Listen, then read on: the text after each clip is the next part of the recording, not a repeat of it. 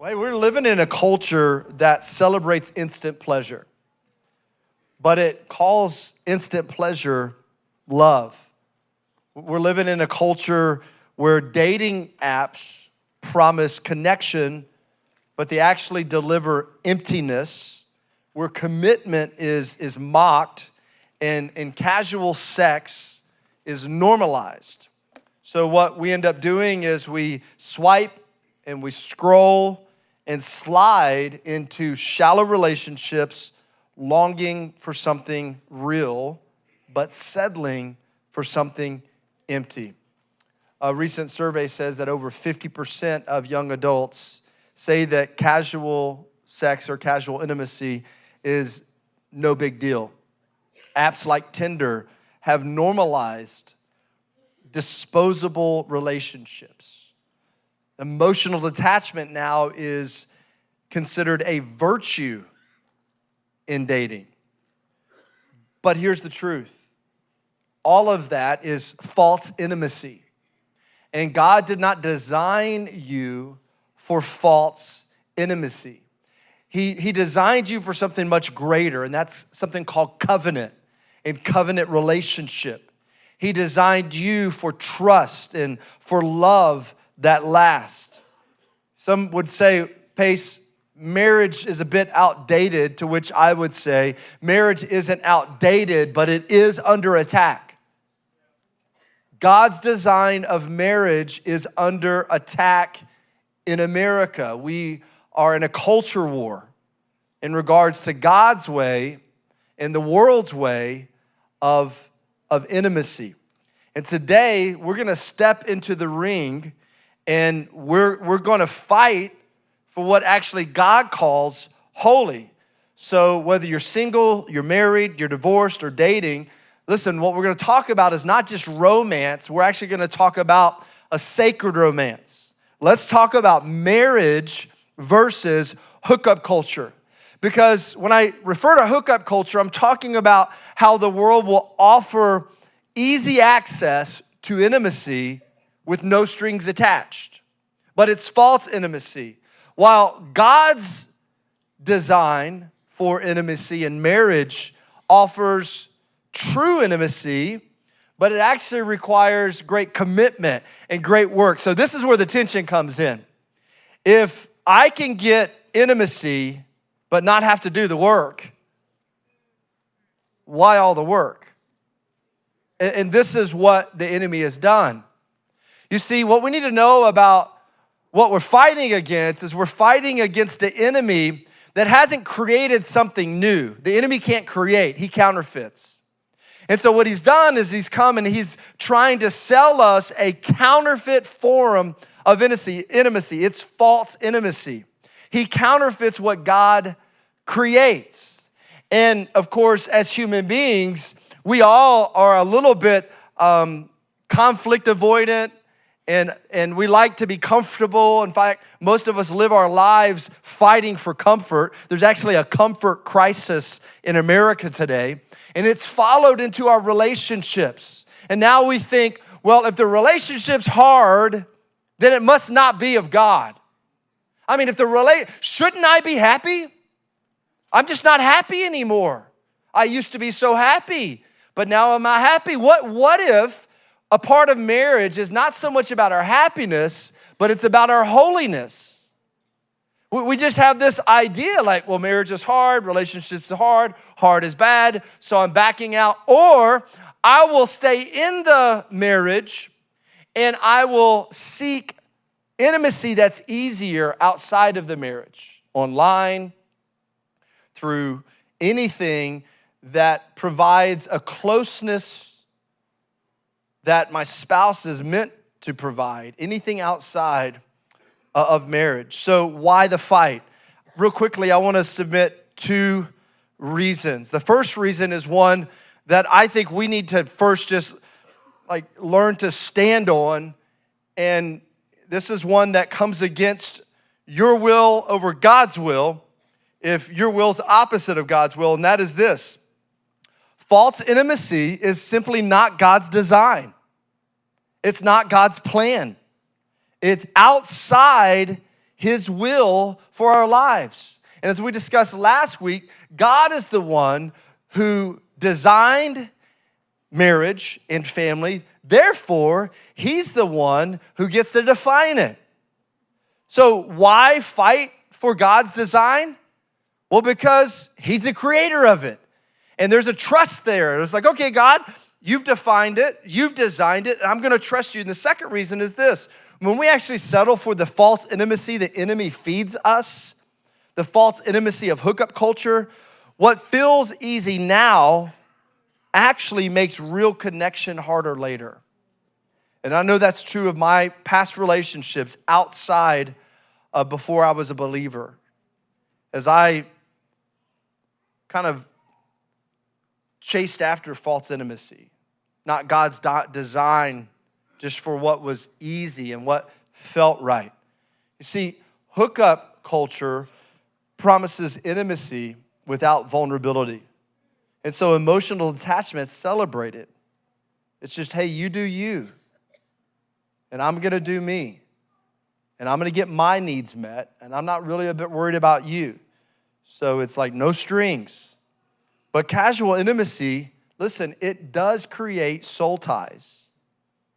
Because intimacy, sex, is more than physical.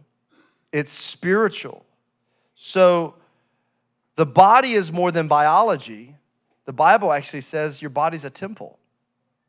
So oftentimes, though, we use what is to be a temple of God, or to honor God with our bodies. We use it to seek pleasure and comfort. And there's a side of that can come through God's design in marriage. But when we begin to step out of it, and we're so tempted, it's so easy today to do that. Paul in 1 Corinthians 6 just talks a little bit about the danger of this and understanding that the body is more than biology. He says in 1 Corinthians 6, verse 18, flee from sexual immorality. Every other sin as a person commits is outside the body, but the sexual immoral person sins against his own body. Or do you not know that your body is the temple of the Holy Spirit within you, whom you have from God? You're not your own, for you were bought with a price, so glorify God with your body. We'll talk about this more next week. I want to just give you a heads up. Next week, we're going to talk about purity versus pornography, purity versus porn. But this is an issue that, if statistics are true, 87% of this room struggles with it. So it's definitely something that is very relevant, for us to look at. So I just want to give you a heads up. That's what we're going to be talking about. I would love to see the room full. But more than likely, some of you will step out. And I just want to encourage you to resist the urge of comfort. And you come and allow God to speak to this area of your life. Well, I'm not struggling with this, so I'm just going to save the Sunday. Be here. It's important for us to recover and know God's design for this area in our lives. Here's the good news. Jesus doesn't just call us to a higher standard. He empowers us to live it. And that's what I want to talk to you about today. Because I heard a guy say this, a pastor say this one time, and I used it ever since. Marriage is brutal. It's brutal, but it's so beautiful. Come on, married people, can I get an amen? It's brutal. And so today I'm going to invite my wife to come. We're going to talk about marriage and the brutal side of marriage, the beautiful side, also the brutal side of it, because marriage requires a marital work ethic. A lot of us like to pride ourselves in our work ethic, but a lasting relationship, a marriage done God's way, it actually needs a work ethic. And some of us need to begin to work afresh and anew on our marriage. You never stop working on your marriage. And so what we're gonna do is we've got some statements to throw out there. And last time we came with way too many questions, and we've narrowed down the best questions. And so we're going to jump right into, I think, one of the first questions that we have to really land on and have a great understanding of is just the unique roles in a marriage. That there's unique roles between a man and a woman, because marriage is about having complementary roles, not competing roles. So here's the question. We'll just jump right in. What are the unique roles men and women have in marriage? You can go first. Okay. Yeah, let's talk about it, fellas. What does God call us to? Not only that, what does God expect of us as men in the marriage? Young people, those of you considering in the future being married, listen, because this is the kind of man you're looking for, ladies. This kind of guy. Ephesians 5:25. Here's what it is, guys. And it's a tall order. Husbands, love your wives as Christ loved the church and gave himself up for her. Wow. That's a tall order. That's a lot to step into. What does it mean? First thing it means is that we've got to lead with sacrificial love. And of course, Christ modeled this. He came and he willingly laid his life down for us. So as a husband, one of my roles primarily is to lead sacrificially. What that means then is, guys, leading doesn't mean dominating. Leading doesn't mean you always getting your way. And leading doesn't mean that you are always right because you're the man of the house. And so because you say it, that's just the way it is. That's not leading. Leading means actually initiating. Leading means initiating love, initiating protection, initiating spiritual direction, going first. And you're like, let's talk about going first, because that's what I'm talking about. Well, it means you going first in forgiveness. It means you going first in repentance. It means you going first in serving. So it means leading with sacrificial love. It means covering and protecting. Men, this is a unique role. You are to cover and protect your wife.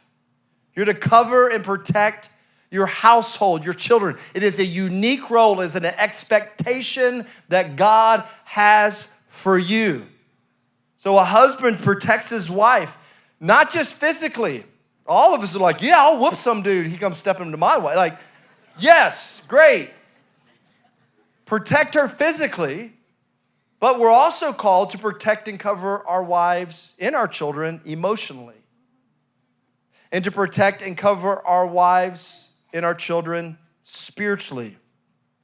So leadership in marriage means going first in these ways. And then finally, provide vision and stability. Spiritual leadership means setting the spiritual tone in the home. Guys, this means that you're the one that is encouraging your students to go to Vox. You're the one encouraging the family to rally and be at church and make it a priority.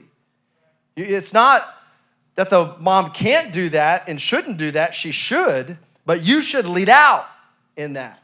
You should be leading this. And then the other part of this is helping carry the weight of decision-making with humility and with prayer. And that your wife, and as your kids grow older, that they could learn to know that dad or the husband is someone that can be trusted.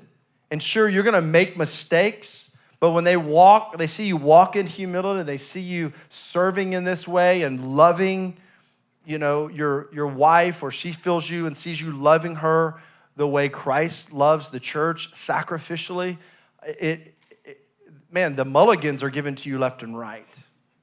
There's great forgiveness. So, fellas, I know that's a tall drink, but what's amazing again is that Jesus will empower you to do it. He doesn't just tell you to do it, he'll empower you to do it.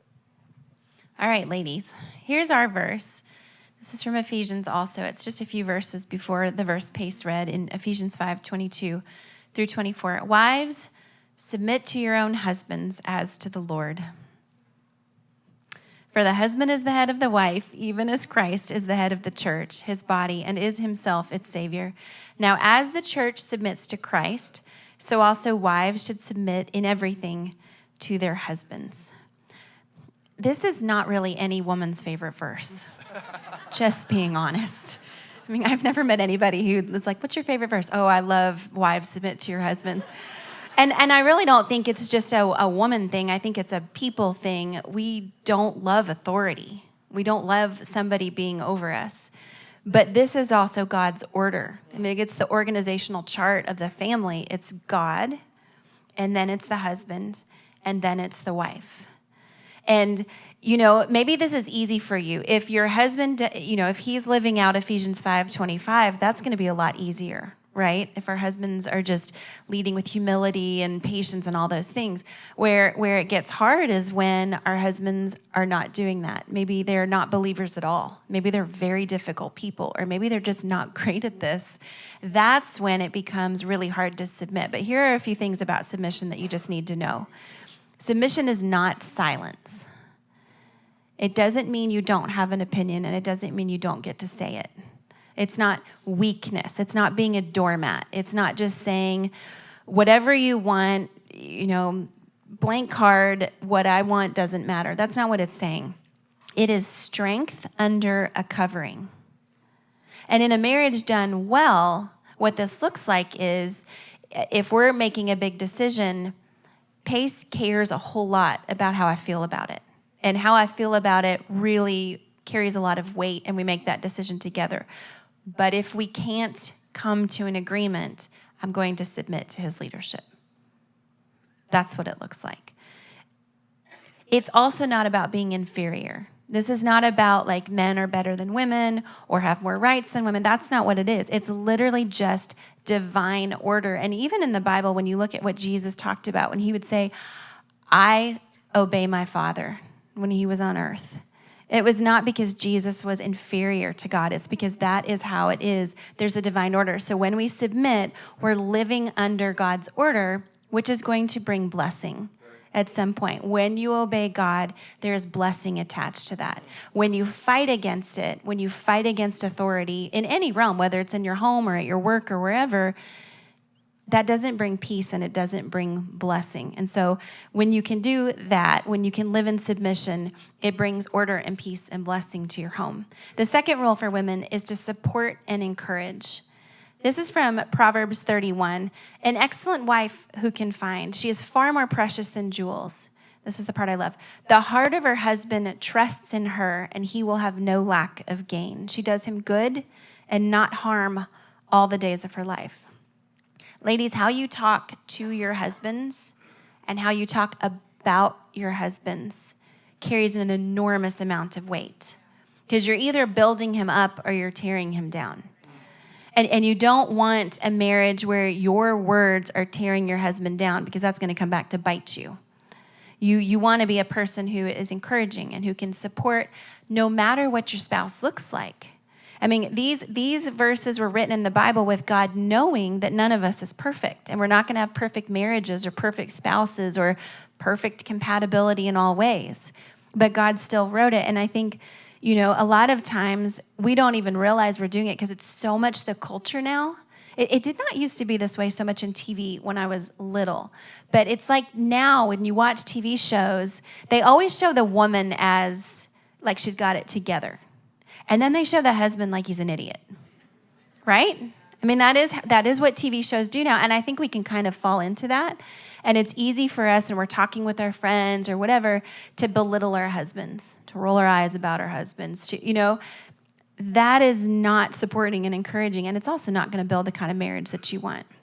And then the last role that we have that's unique is nurturing and reflecting God's compassion.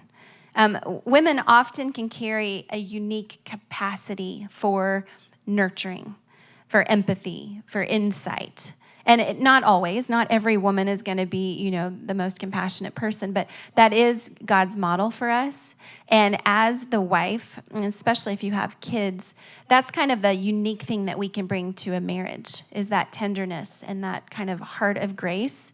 And it reflects God in our home. And when you have marriage done the way that God wants, where you have a husband who's walking with God and you have a wife who's walking with God, you get the strength and the protection and the leadership and the nurturing and the compassion and grace.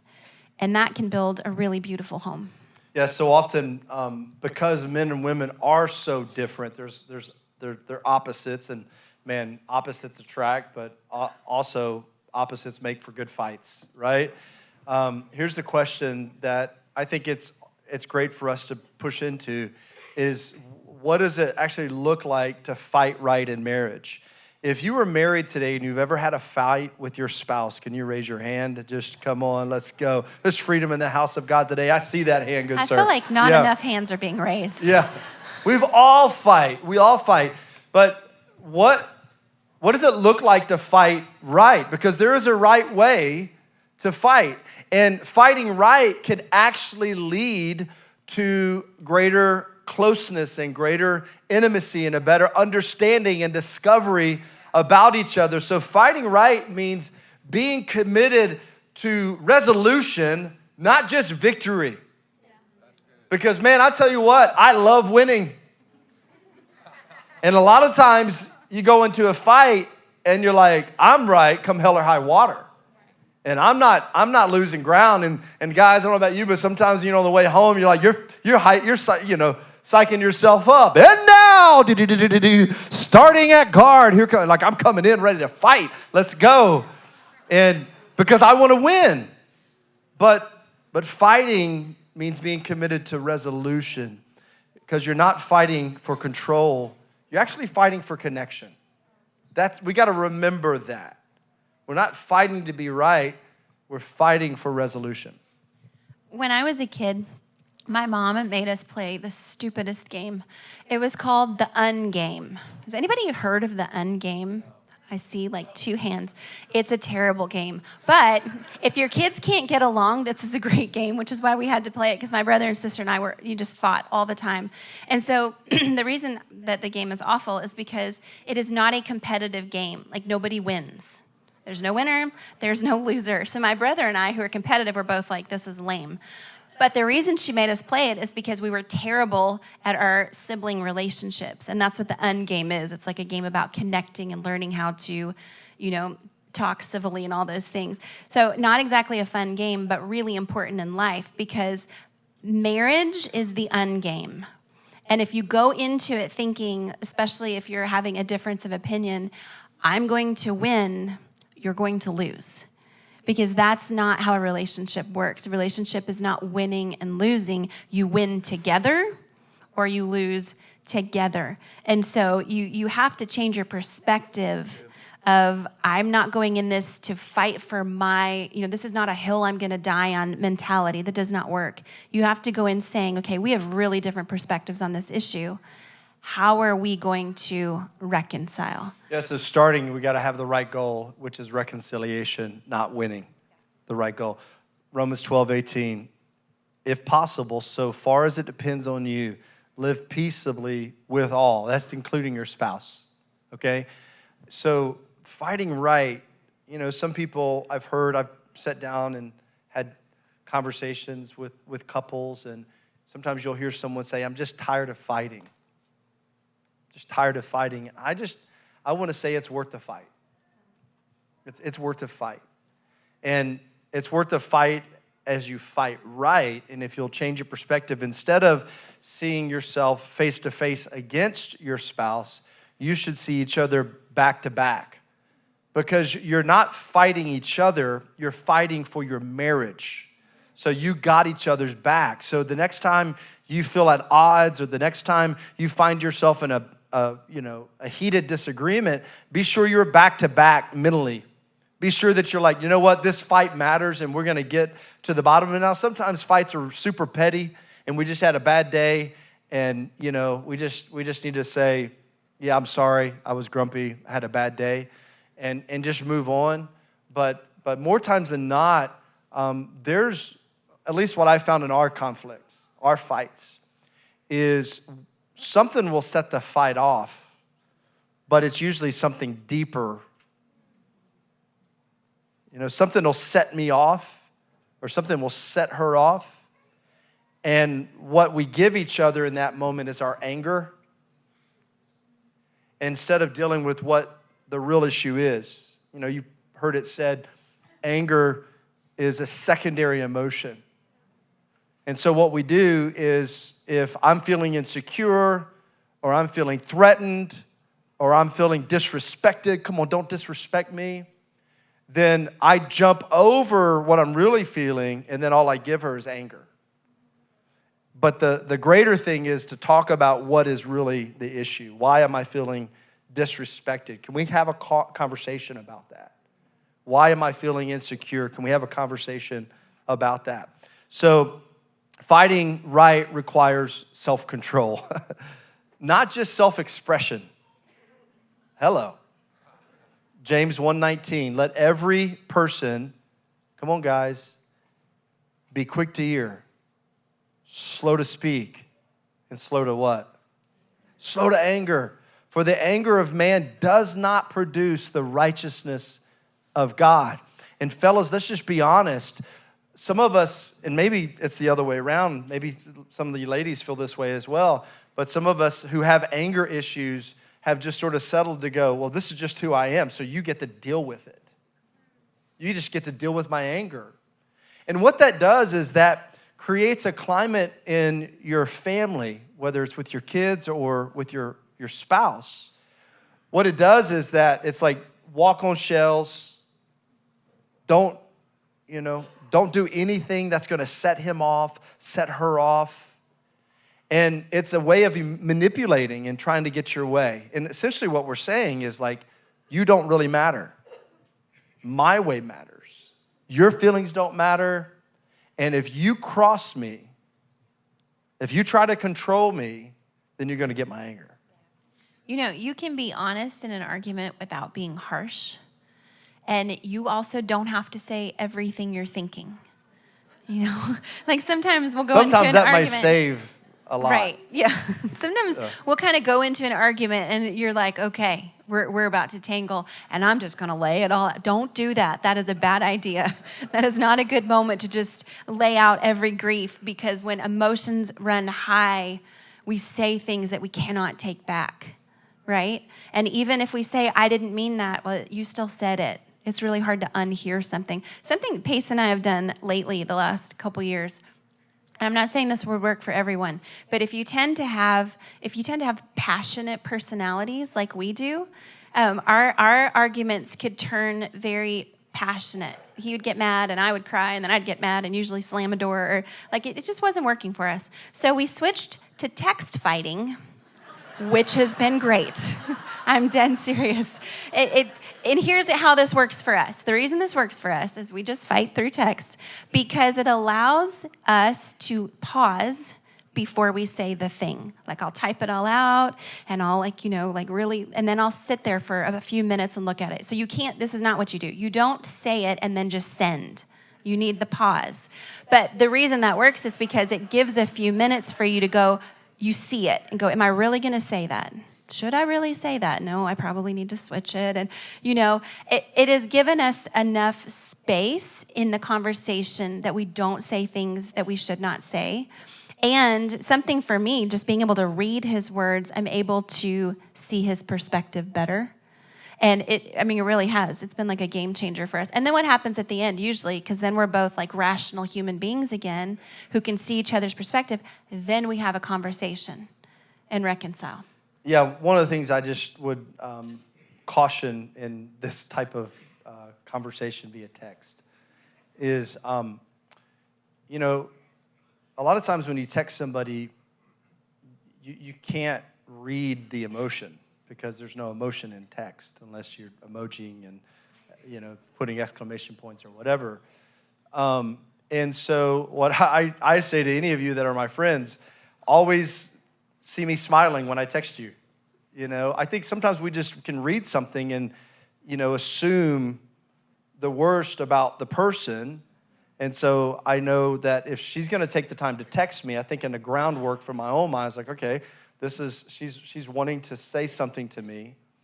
And so I need to see this as helpful, not hurtful, and walk down that road. And then again, like she said, it's got to come face to face at some point. It can't stay, and just pretend it never happened. It's not like go at each other via text and then come home and go, hey, babe. It's not that. So fighting right also means attacking the problem, not the person. Proverbs 15:1, a soft answer turns away wrath.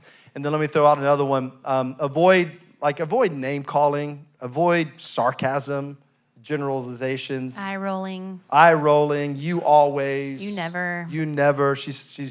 I tend to like, you always, or I guarantee. Like, I guarantee a lot of things. That is true. I 100% guarantee. Yeah, I 100% guarantee. All right. So, and one of the things that I've learned to say is, hey, listen, the story I'm telling myself about this situation, like, now, you correct me if the story is wrong, but this is the story I'm telling myself. This is what's running around in my head right now. Our counselor once told us, or really told me, it's always me, because I would have these arguments with her up here. And then when I would finally see her face to face, I've already had the argument up here. And I never gave her a chance to talk. And so I'm already down the road. And our counselor said, Pace, you got to stop arguing with the little Sarah in your head and talk to your wife. She's right here. So, yeah. Yeah, well, I think just seeing each other in a positive light helps, Like sometimes when we get mad at somebody, we can villainize them. And there's no hope for a reconciliation if you're villainizing the person. And so that's kind of what that was, is just like, remember, you do love this person. You did choose to marry this person. Yeah. And you like things about them. So when you're in the middle of a heated argument, it's just good to remember, okay, I love this person. I want their best, and I want us to reconcile whatever this thing is. I don't need to be right. Yeah, so fighting right ends in forgiveness, not just like a temporary truce. I think a lot of us we just sort of are okay with just a temporary truce. You good, I'm good, but you're really not good. And how do you know you're not good? Because the smallest thing next time sets you off. So don't just settle for a temporary truce. Like, take the time, and sometimes it is. Sometimes you need a mediator. So sometimes it's good to have a third party come in. Again, we are, so pro Christian counseling and having those conversations, with a third party when needed. So let's talk about a thriving marriage actually requiring Christ at the center, because, it's one thing to say, yes, Jesus is at the center of our marriage, and it's another thing for it to really be true. What's it actually look like? That's the question. What's it actually look like to keep Christ at the center of your marriage? Well, you're not going to have Christ at the center of your marriage if he's not already at the center of your life. Great. Right? I mean, you can't have between two people what you don't already have. And here's where the good news is. Maybe you're somebody who's married to someone who's not a Christian, and you think, well, how can I have Jesus in my marriage if they're not walking with God? You bring Jesus to your marriage. I mean, you can only do your part. You can't do anything. I can't make Pace do or be anything. You can't change another person. But I can work on me and make sure that I am walking with Jesus, and then I'm bringing him into our relationship. That's good. So we talk about, like the scripture says, a cord of 3 strands is not easily broken. So as you think as a husband and wife as a strand each, and that third strand being Christ. Because there's going to be days when you're both broken, but if your marriage is centered on Christ, man, he's a solid rope. He's a solid thing to hold on to. And, I think oftentimes what we can end up doing just in love with someone, because I both fell in love with Sarah, but I also have chosen to love Sarah and continue to love Sarah. And a part of this is understanding the word cherish. Gary Thomas wrote a book years ago called Cherish. We would highly recommend it.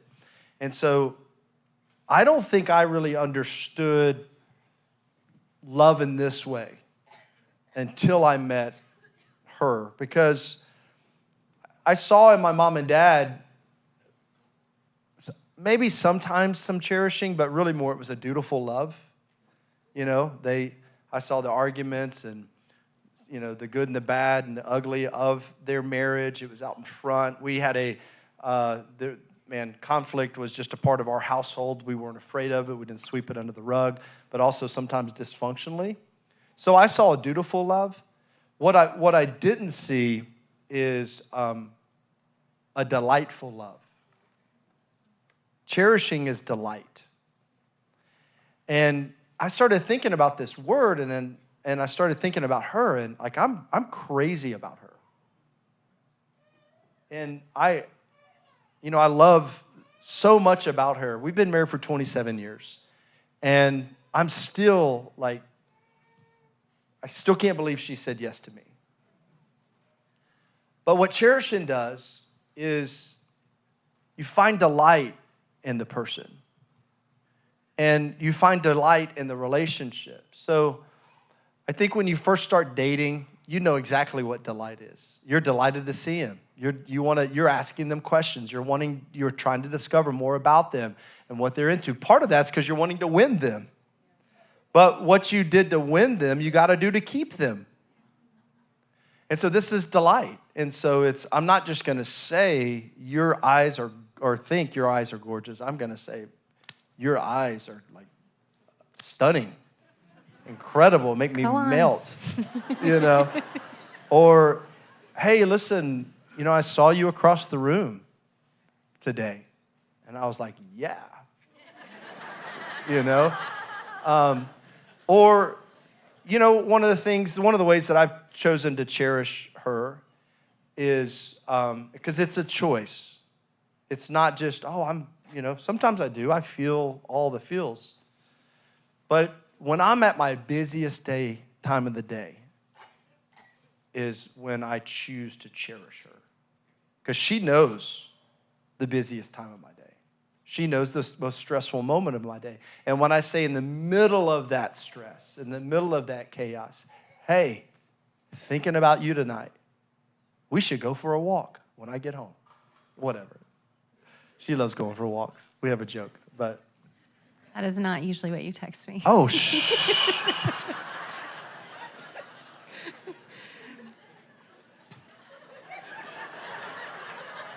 This is so fun. You normally do this to me. I never see you blush. This is amazing. Enjoying that. Yeah.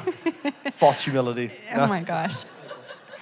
When I read the book Cherish, it was really good. What I love about just the whole concept of cherishing your spouse is that it takes your eyes off yourself. And in some ways, it takes your eyes off your spouse too, because I think it's really easy, particularly when you've been married for a while, you just see flaws, and some of that's just, personality. Like I tend to notice what things are wrong, and it's easy for me to see flaws. And cherishing is the opposite of that. You are actively looking for good in your spouse, and then you're doing something about it. You're thinking about them. You're affirming them. It's just little things. It's like making coffee on Saturday nights for Pace because he gets up at 3 a.m. And nobody should have to make coffee at 3 a.m. It's little things, but what I like about it is it's not really dependent on how great your spouse is. It's really on you, and it's working on your heart towards your spouse. It's so common nowadays.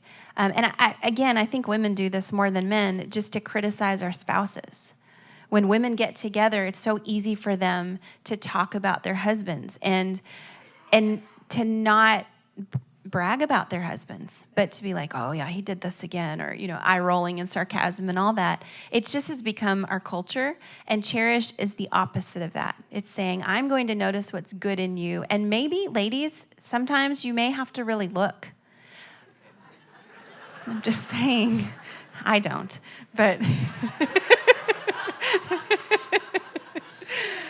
you know what I mean? Like if marriage is hard and you're not feeling all the feelings, it can be hard to see those good things. But as you start doing it, it changes your own heart. You start noticing it. And then what often happens, not always, but often, is when you start cherishing your spouse, they notice it and they respond. You just can't tell them that's what you're doing. You can't be like, I'm cherishing you so that you'll be nice to me. Don't do that. It's been a true game changer, for me at least. Like, it helped me better understand, because I didn't have it modeled. I just didn't. I had dutiful love.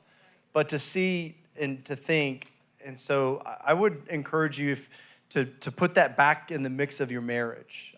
Begin to cherish, begin to notice, begin to say, and maybe you have to go back and think of all the things that you know you love about them, you just hadn't said in a long time. Begin to say it just every day. Begin to see something, say something, notice something. And what it's done for me with her is it's restored the wonder in the relationship and even discovery, of looking. And now I'm watching her even in leadership settings, or as she's hanging around with her mom and sister. And, I'm watching her with curiosity. And not just comfort, and because comfort can get you in trouble. One final question would be, what would you say to someone who's been living in false intimacy, or someone who feels broken and ashamed? So again, false intimacy is anything that you could be doing to receive a level of intimacy outside your marriage. So it could be as simple as the way a guy makes you feel at work. So you flirt a little bit. That's false intimacy. That's outside of God's best. Guys, it could be something that you habitually scroll and look at. That's false intimacy. You're taking the easy way out. Just remember, it's a counterfeit. So what would you say to someone who we all struggle with it on some level? Well, I think, we're all broken. Like, people are not perfect, and no marriage, no relationship has two perfect people. It doesn't have one perfect person. And so, first of all, if your marriage isn't where you want it to be, it's not a death sentence. Like, you can start today and bring new life into your relationship. And if you've got regret and guilt and shame for things that you have done, wallowing in that is exactly what Satan wants you to do. Jesus brings grace and forgiveness and new life and abundance. And if you really want to follow God, then you have to, sometimes we have a harder time forgiving ourselves than anybody else. And so, just because something's broken doesn't mean it's dead. Yeah, God does his greatest work where things are broken, where things are hard, where things are hurting. And again, I just want to say, by way of wrapping up, hey, listen, it's worth the fight. Keep fighting. Keep fighting right. Keep Christ in the center of it.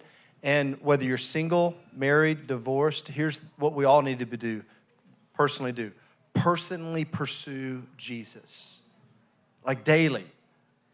This is the only way that you're going to know what love is. This is the only way that the fruit of the Spirit that your kids need, that your wife needs, that your spouse needs, love, joy, peace, patience, kindness, goodness, gentleness, self-control, those fruits only come out as you pursue Jesus. And if there's someone like a spouse that's like, listen, I'm doing my part, he's not doing his, or I'm doing my part, she's not doing her part, what would you say? Just keep fighting? What do you do? Keep doing your part. You're not responsible for your spouse. You don't have to answer for your spouse and how they handled your relationship. But you do have to answer for how you did your relationship. And that's hard. I mean, that's hard if you're in a marriage where they're not doing their part and you feel like you're the only one. Keep doing your part. Answer to Jesus, and then trust your marriage to him. If you're like us, it's good to get counseling at times. And we believe in like preventative counseling, not just wait until things begin to fall apart. So we would just encourage you. And if you need help in maybe finding a Christian counselor, we would just invite you. You could email us at info@oneplacechurch.com. Info@oneplacechurch.com, or you can ask anybody on team here on staff and out in the Connect area, and we will get that list of people to you that we can recommend.